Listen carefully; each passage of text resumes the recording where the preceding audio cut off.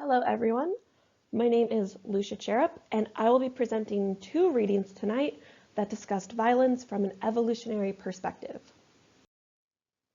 The first paper I will discuss is Lethal and Non-Lethal Violence Against Wives and the Evolutionary Psychology of Male Sexual Proprietariness. I want to begin by discussing the background of the paper. The prevalence and rate of violence against wives is variable across time and place. But what is interesting is that there seems to be extensive cross-cultural consistency in the context and motives of these actions. And so the two aims of this paper were to first describe a mindset that would incorporate violence to serve the self-interest of the husband, and two, suggest different variables that could influence the use of violent behavior. Let's take a step back and consider why we might have seen violence arise in our society. Violence arose in our ancestors due to several factors, such as male competition, using violence to vanquish enemies, as a means to acquire food, and using assault and threats for coercion, which could be used to take another's property or in the pursuit of sex. So did violence arise in the context of marital conflict? That is unlikely, and what is suggested is that violence was used to deter wives from engaging in behaviors that the husbands disliked. So taking into account that violence most likely is used in the service of coercion, what this paper aims to do is place that theory in the context of an evolutionary perspective. The way this is accomplished is by understanding three key ideas. The first is to understand what it is that husbands do not like. The second is to investigate why wives might pursue those behaviors in spite of what the husband dislikes. And finally, to characterize the personal and situational variables that may influence the likelihood of violent behavior on behalf of the husband. A term that is commonly used to capture the mental process behind violence towards wives by husbands is called the coercive masculine sexually proprietary complex, or sexual proprietariness for short. This is a pervasive mindset that encompasses jealousy, a sense of entitlement, and the likelihood to control and prevent other men from usurping their position. Essentially, this is used to deter unwanted behavior from the wife. This mindset is thought to be distinct from jealousy alone, as jealousy tends to be cued by immediate threats and lasts a shorter duration of time, much like anger or fear, while sexual proprietariness can be relatively chronic. It is thought that sexual proprietariness is one of the biggest motivators in most uxoricides, or wife killing. So far, you might be asking yourself, is murder always the destination in the case of violence against wives? The short answer is no, as killing one's wife is not an effective means of serving the self-interest of the husband. Instead, murder can be thought of as a byproduct of sexual proprietariness. It is not the main goal, but more like the tip of the dysfunctional iceberg. You might also wonder, if murder does not serve the husband's self-interest, then why not target the other man? In fact, why target the wife at all? Recall that a key component of sexual proprietariness is controlling the wife's behavior. If anger and assault towards wives functions as that control, then evidence, whether real or imagined, of infidelity could be predictive of future infidelities. Therefore, the only way to prevent possible future infidelities is for the husband to punish and/or deter the wife's probability of cheating.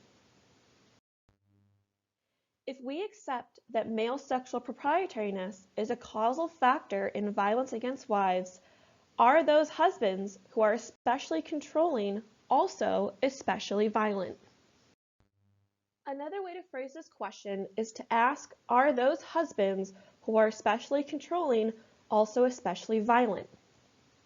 In 1993, a national survey on violence against women was conducted in Canada. They surveyed about 12,000 women about their experience with sexual harassment threats and sexual and physical violence by marital partners and other men. There are about 8,000 women that were living with a spouse. 7,000 of those were in registered marriages, and 1,000 of those were in common law marriages. If you, like myself, were wondering what a registered versus common law marriage was, you're not alone. I did a quick Google search, and from my understanding, a registered marriage is another term for legal marriage, while common law marriage does not have a marriage license, and there were no vows or religious ceremony. In the United States, there are only 9 states and the District of Columbia who recognize common law marriages. These couples are eligible for financial benefits, but do require a formal divorce to dissolve the marriage.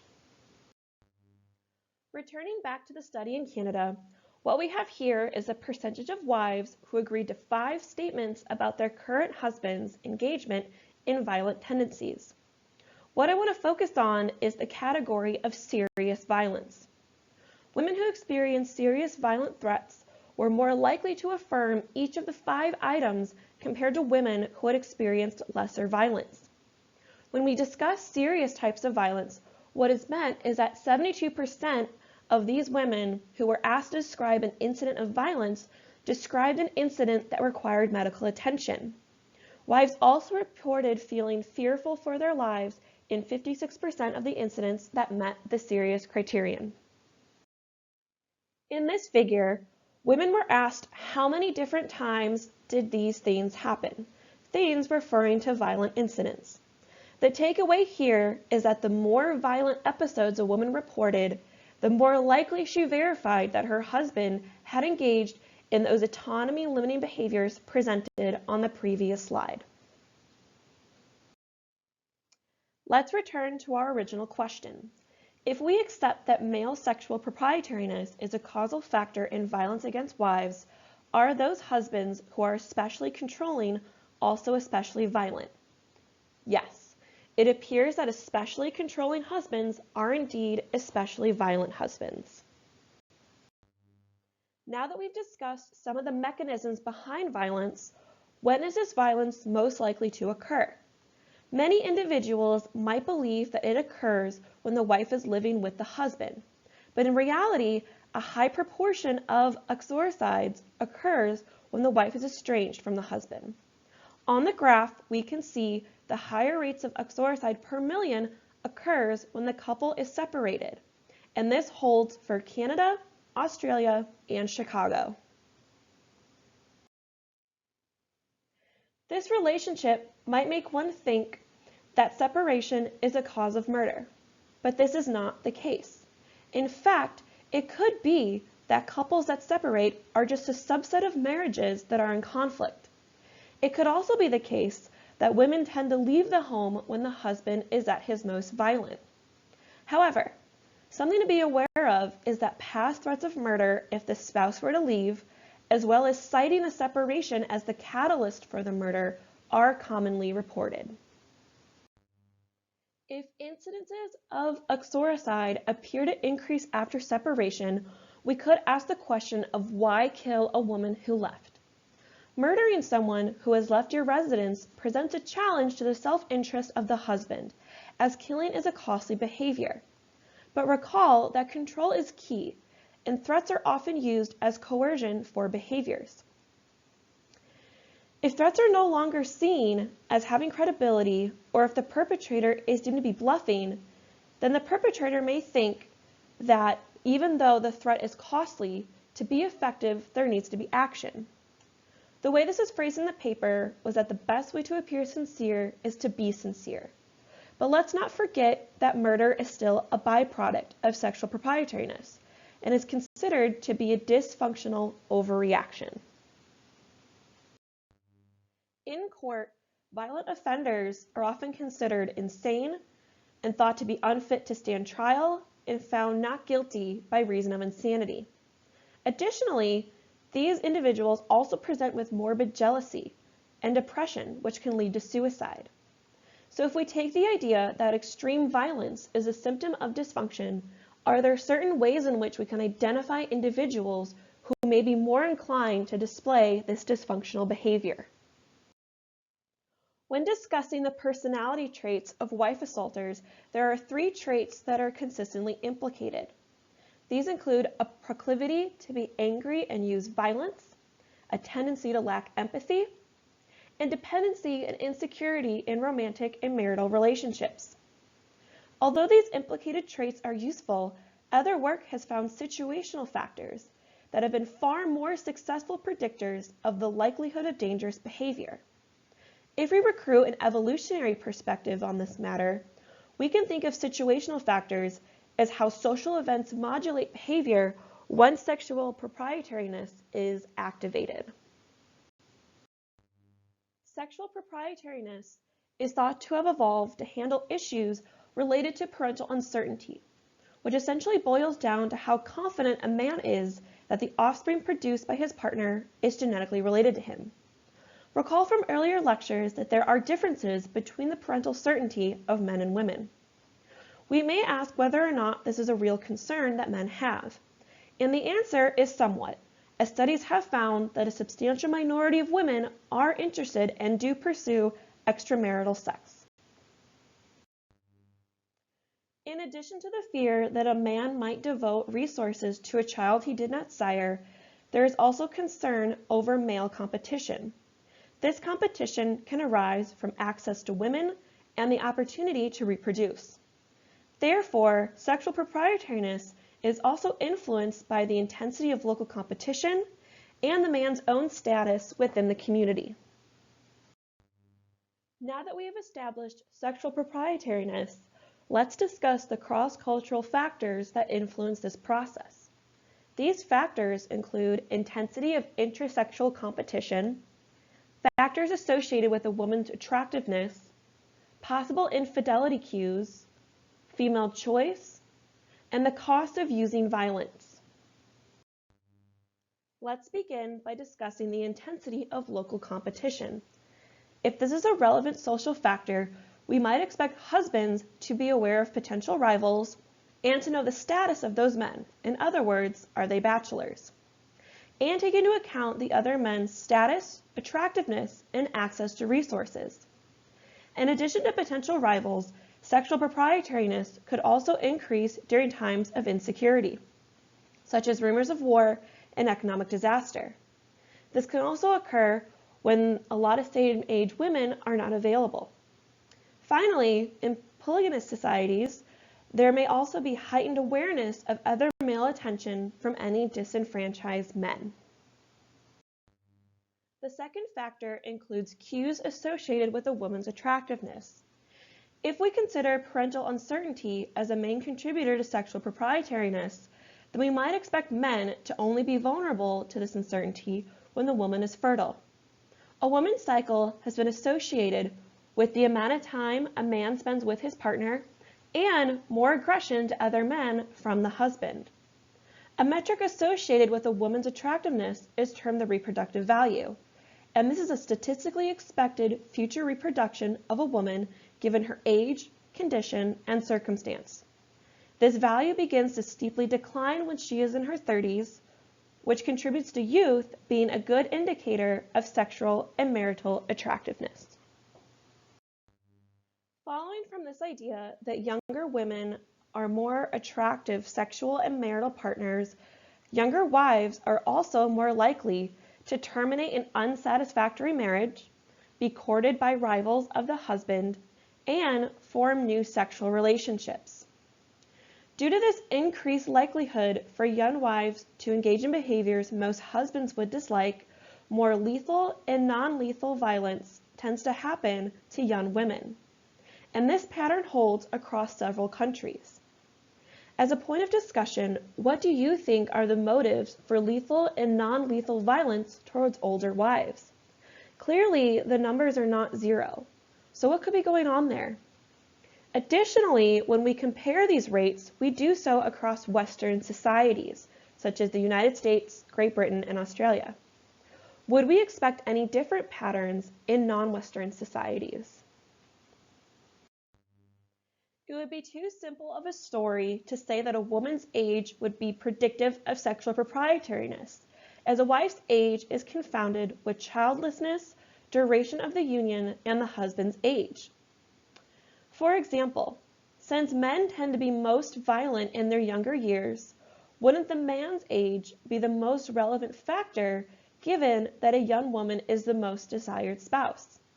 The answer is no, and actually the disparity in age between couples appears to be the most relevant factor. For example, a young wife in her 20s is more likely to be slain by an older husband versus a husband in his 20s. The third factor are possible infidelity cues. As the old saying goes, when the cat is away, the mice will play. And that is exactly the fear that men who may have occupations that take them away from the wife, such as commercial fishermen, may have. Another factor in possible infidelity is how easily the union can be dissolved. In common law marriages, it is allegedly easier to dissolve than registered marriages. Additionally, men and women tend to report more extramarital sexual partners in common law marriages compared to registered marriages. And the rates of violence against women in common law marriages compared to registered marriages is reflected in the table. The fourth factor is the concept of female choice in the marriage partner. For example, women may find themselves married to men that they would not have otherwise selected as a husband. Women who are in these unsatisfactory marriages are at a higher risk of violence from their jealous husbands. I want to diverge from our list for a second to talk about the idea that violence might have value. Remember the other reasons why violence arose in our ancestors? Violence was also used as a means to defeat other males and vanquish enemies, as well as acquire food. So is it unreasonable to think that women could value men for their violent capacity? It is possible, but only under certain conditions.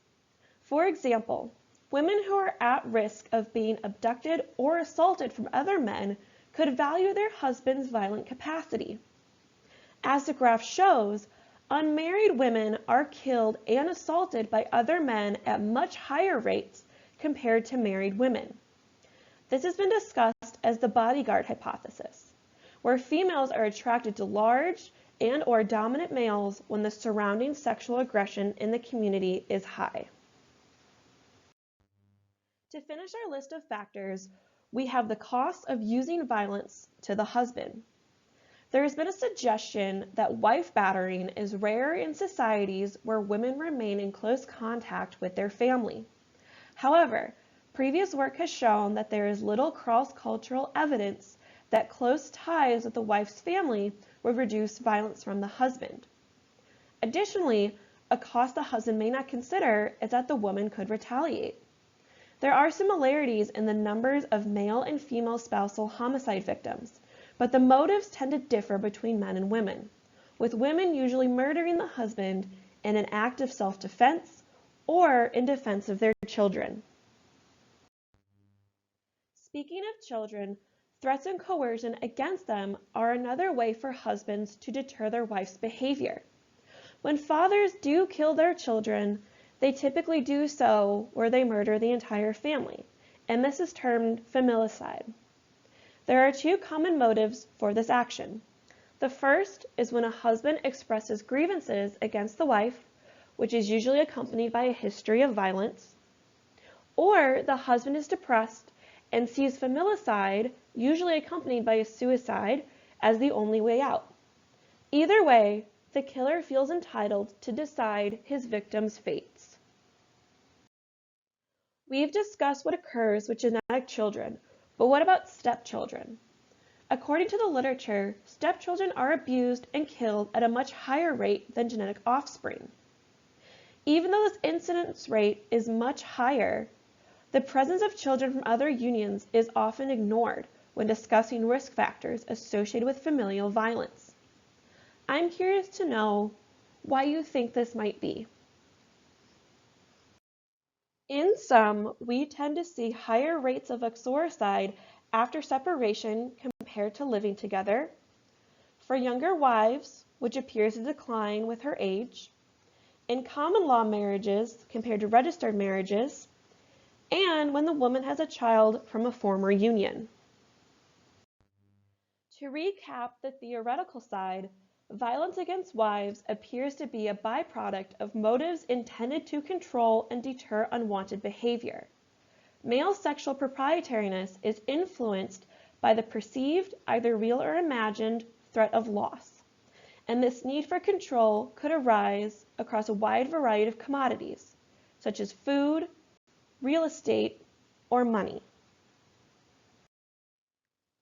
Future work in this area should focus on examining individual differences in personality traits associated with using violence against wives, and look more closely at a diversity of cultural settings to better characterize different situational factors. The final article we will talk about is Child Murder by Parents and Evolutionary Psychology. Filicide, or the act of a parent killing their child, has been discussed in several early oral and written records from many cultures and civilizations.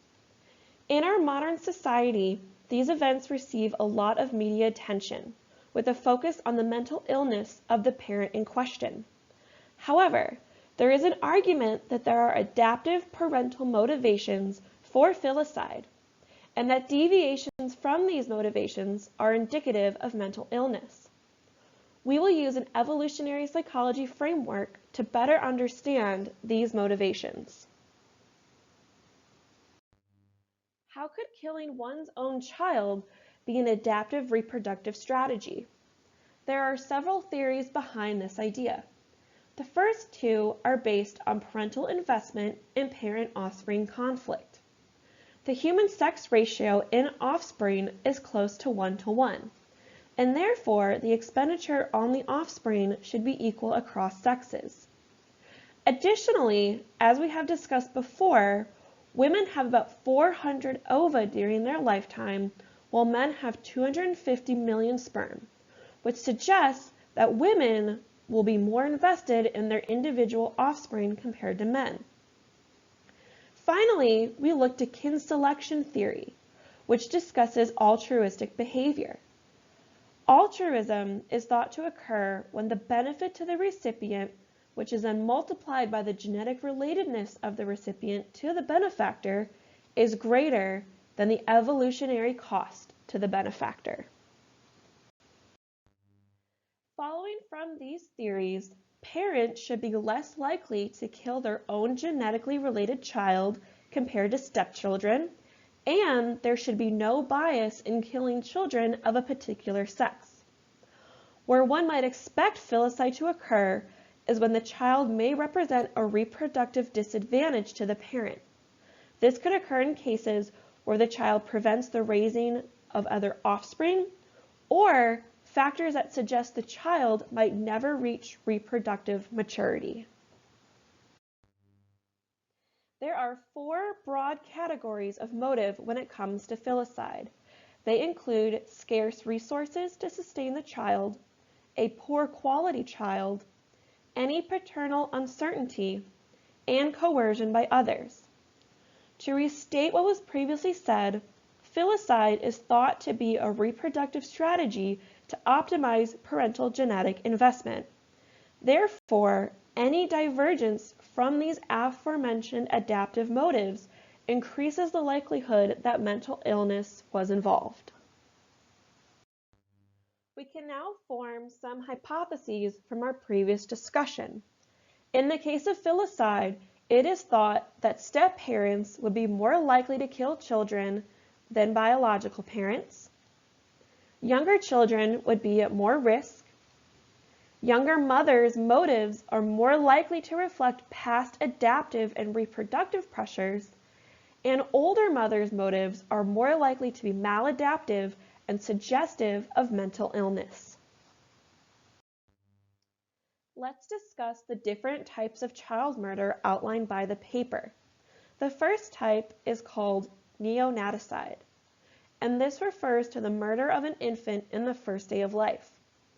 In some societies, there have been a greater number of killings of female newborns, which follows from the coercion strategy previously discussed.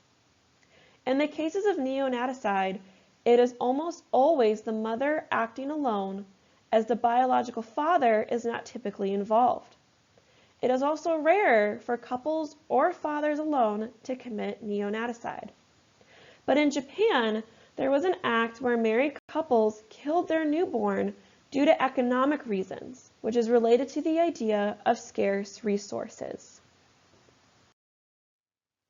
The most common motive in neonaticide is that the child is unwanted. From an evolutionary perspective, young mothers with scarce resources are ridding themselves of an infant who has the potential to decrease their reproductive capacity. The next type discussed in the paper was infanticide, which is a generic term for child homicide by parents, but this usually occurs within the first year of life.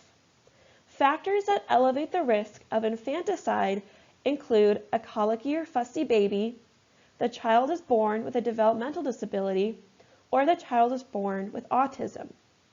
These factors all suggest that the child will need more parental investment and that the child may have less reproductive opportunity in the future.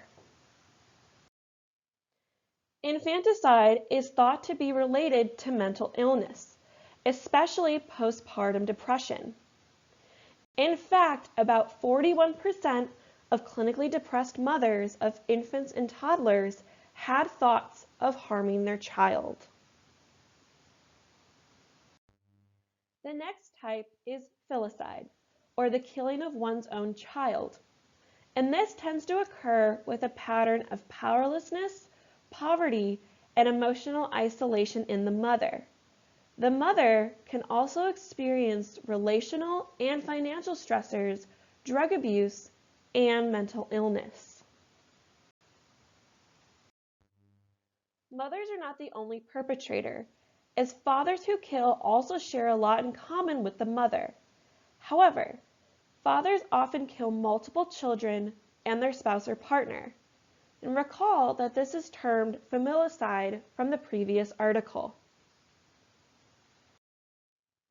Older mothers especially tend to show mental illness with filicide and will share a lot of the same risk factors such as poverty, low education, and a lack of a partner as younger mothers.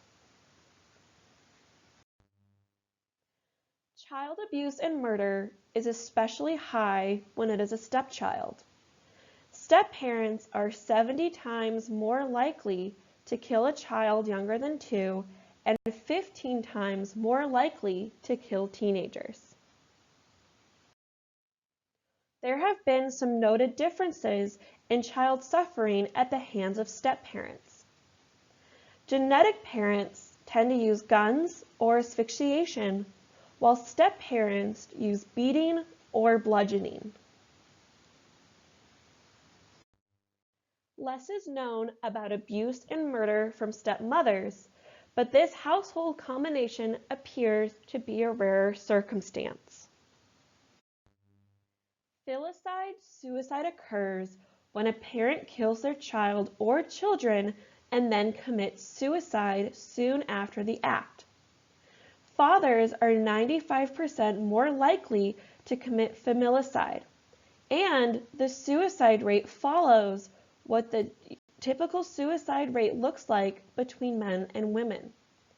Men are also more likely to kill their spouse along with their children compared to mothers who kill their children.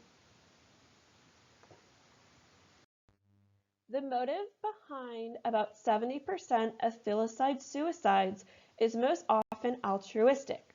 However, life stressors such as mental health history, isolation, and bitter custody battles can influence the prevalence. We are now going to shift to discussing the contemporary motives of child murder by parents.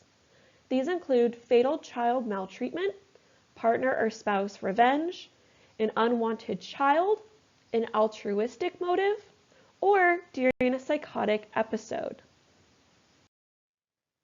Fatal maltreatment is the most common type of filicide, and this occurs when parents neglect or abuse the child over a period of time. Death is not usually anticipated, but it occurs when the victim cannot withstand the trauma inflicted anymore. Munchausen by proxy is another form of fatal maltreatment, and the majority of perpetrators are mothers, whose goal appears to be seeking and receiving attention from others for how she cares about the child's faked illness. This is considered to be the dark side of parental investment theory, as Munchausen by proxy is thought to function as a reproductive strategy to receive attention from high-status males, such as doctors. In cases where the child is unwanted, it is thought that the child is considered to be a hindrance to the parent. This could be due to social reasons, such as limiting the opportunity for remarriage or financial. This motive typically occurs in the absence of mental illness. Spouse or partner revenge is the least common reason. This occurs when the angry or vindictive parent kills one or more children to inflict pain on the other parent. The perpetrator is thought to have a severe personality disorder, and the event typically occurs after spousal infidelity or after the vengeful parent loses a custody battle. An altruistic motive has been described as murder out of love. It is thought to function as a way that a parent can save a child from an unwanted fate, or when a depressed parent kills the child in an extended suicide. This most often occurs during psychosis or, as previously mentioned, a suicidal depression. Finally, filicide can occur during psychotic episodes, where a parent kills their child in the throes of delirium, mania, or psychosis in response to hallucinations. There appears to be no comprehensible motive, and it is clearly related to mental illness. In sum, a large percentage of filicides are committed by parents who have no history of mental illness, which suggests that there are adaptive reproductive reasons for these heinous acts. However, deviations from those prescribed motives are indicative of mental illness. Overall, these adaptive reproductive reasons provide a framework to aid in determining situations where mental illness may have played a role in filicides. I'm curious to know what the overall perception of these two articles were. Do you feel as though these are valid theoretical frameworks that describe these violent acts? Thank you so much for your time.